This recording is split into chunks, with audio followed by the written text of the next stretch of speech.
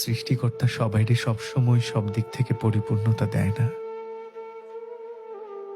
কোনো না কোনো দিক থেকে অপূর্ণতা থেকেই যায়।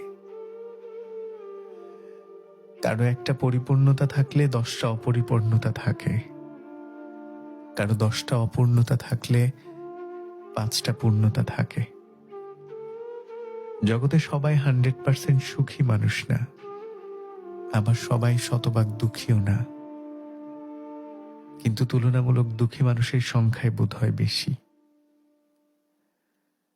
অনেক বেশি সুখী মানুষ হঠাৎ করেই সামান্য দুঃখে কাতর হয়ে যায়, আবার অনেক দুঃখী মানুষ এত বেশি সুখী থাকার ভান করে যে তাকে ভেতর থেকে না জানলে বুঝতেই পারা যায় না যে মানুষটা এত দুঃখী। Life is very unpredictable.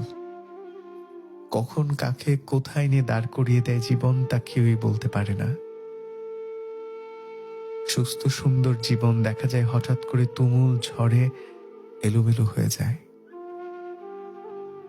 একটা সময় জীবনে এইসব ভাঙা গড়া মানিয়ে নিতে পারতাম না। প্রথম প্রথম সামান্য দুঃখ পেলেই জীবন থেকে পালিয়ে বাঁচতে চাইতাম।